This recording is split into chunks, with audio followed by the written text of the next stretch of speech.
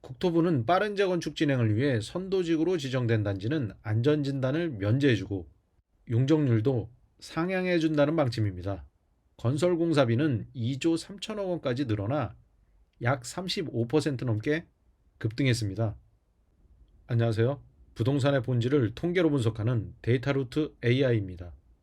지난 5월 22일 국토교통부가 1기 신도시 재건축 선도지구 지정계획을 발표했는데 1기 신도시 선도지구를 2만 6천 가구 선정해 오는 2027년에 착공하고 2030년 입주를 목표로 사업을 추진한다고 밝혔습니다.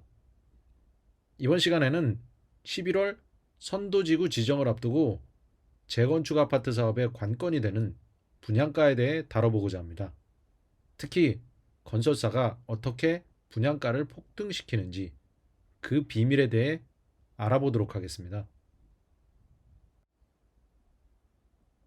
국토부의 1기 신도시 선도지구 지정이 부동산 시장에 큰 주목을 받고 있습니다.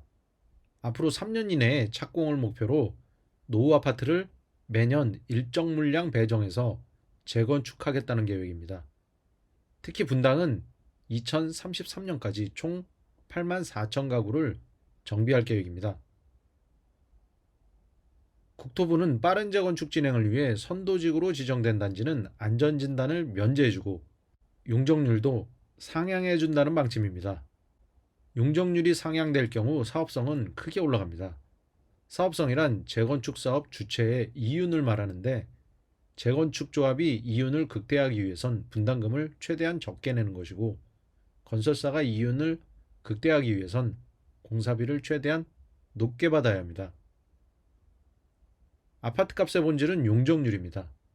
용적률이란 내가 가진 토지에 얼마나 많은 가구가 거주할 수 있느냐, 즉 세대수가 얼마나 가능할지에 대해 규정하고 있는 법적인 기준입니다.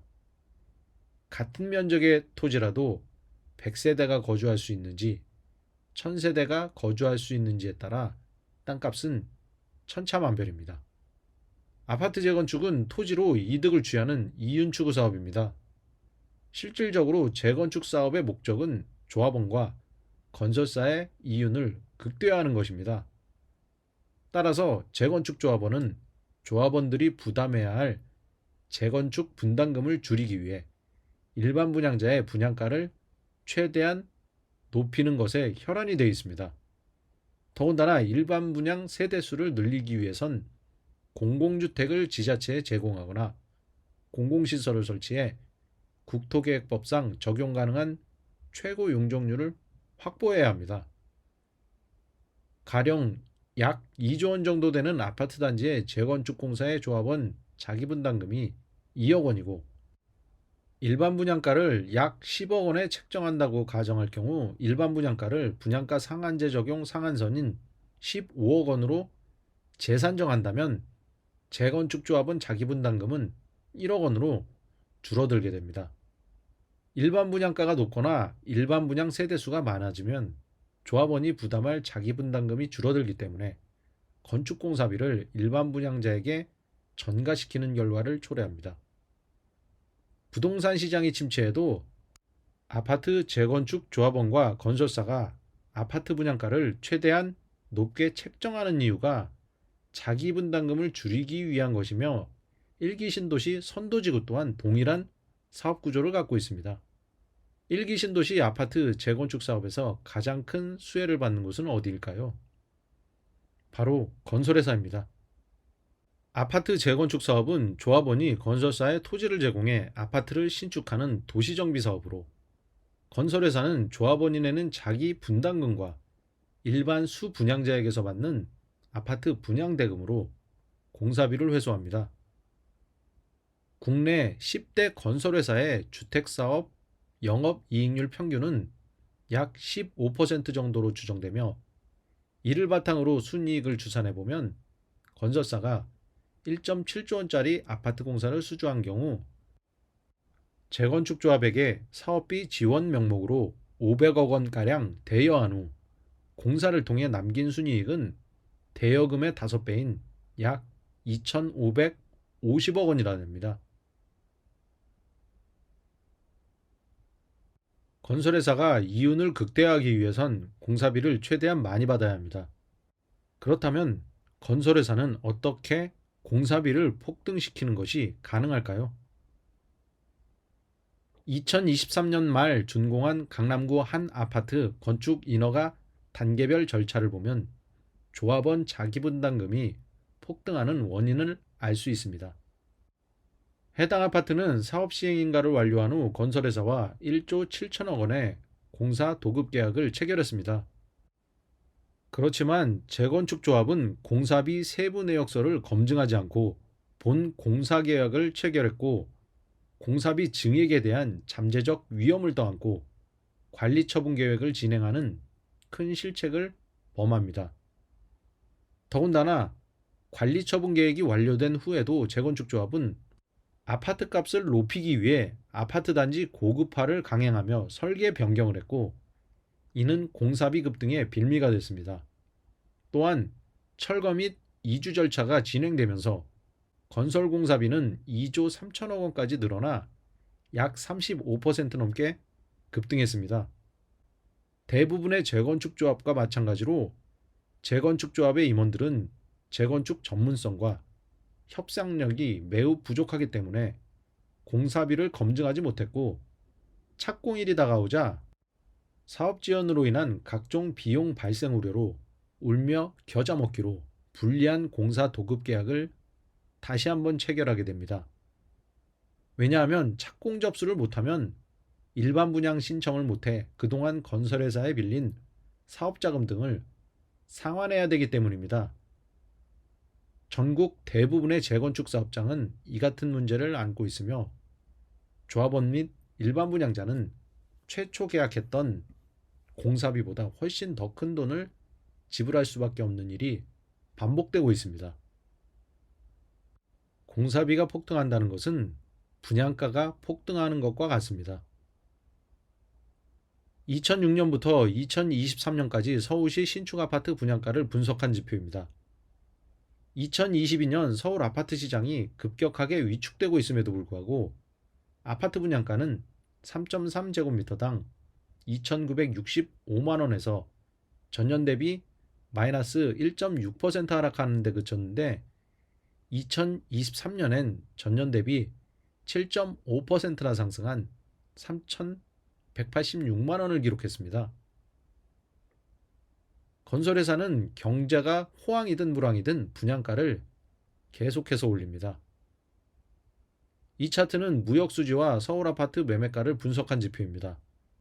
2022년 한국 경제는 최악의 무역 적자를 기록했습니다. 이때 서울 아파트 시장은 급격히 위축되며 거래량이 급감하고 아파트 값은 급락했습니다. 2006년부터 2024년 3월까지 서울시 18개구 아파트 평균 매매가를 분석한 차트입니다.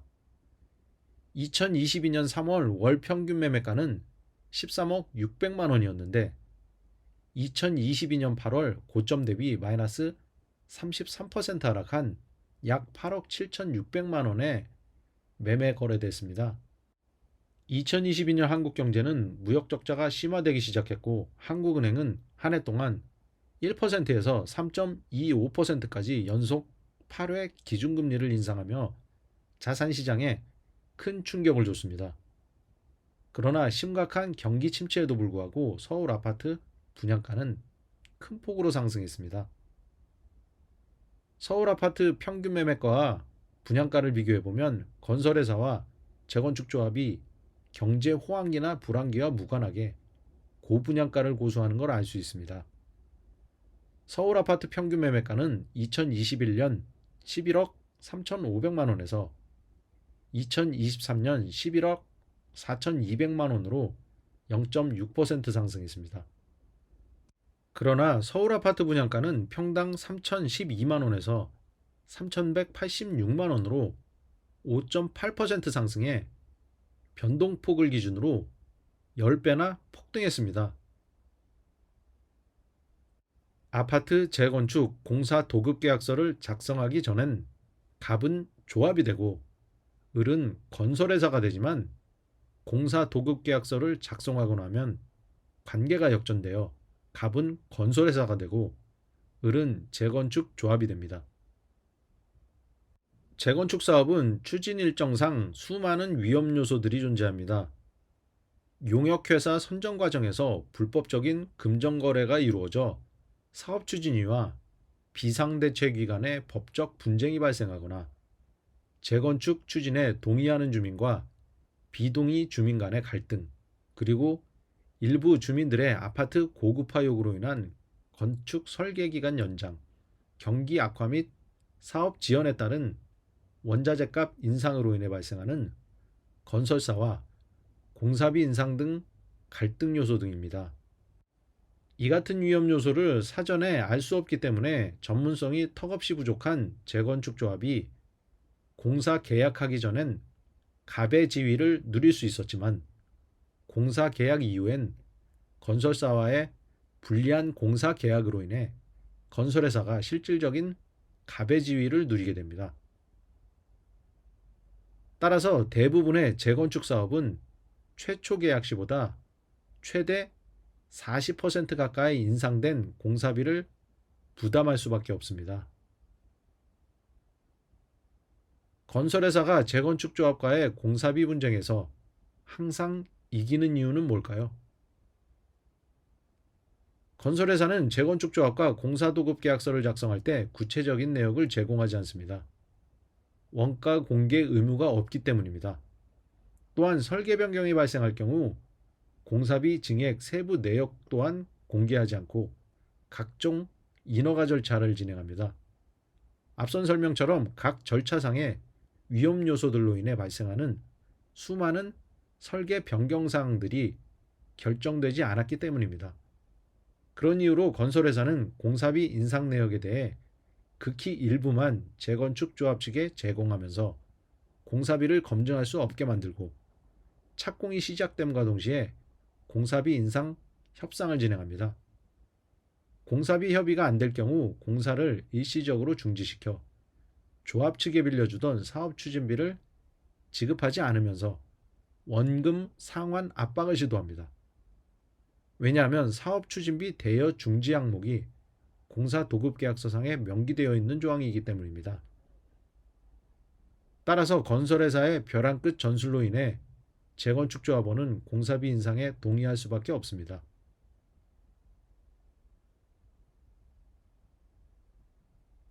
이렇듯 건설회사의 공사비 인상 협상 전술에 대응하기 위해 조합이 할 수 있는 것들은 무엇이 있을까요? 재건축 사업의 공사도급 계약서엔 을인 건설회사가 갑에게 공사비 변동에 대한 근거를 제시해야 된다고 명시되어 있습니다. 그럼에도 불구하고 건설회사는 영업 비밀이라는 이유로 공사비 인상분에 대한 비교 검증을 위한 세부 내역을 제공하지 않습니다. 따라서 계약서상에 세부 내역 정보 제공을 의무화하고 이를 어길 경우 계약 파기 조항 등을 삽입해 조합의 대항력을 높여야 합니다. 또한 재건축 조합은 다음과 같은 원칙을 세워 공사 도급 계약을 체결해야 건설 회사와의 협상에서 유리한 고지를 선점할 수 있습니다.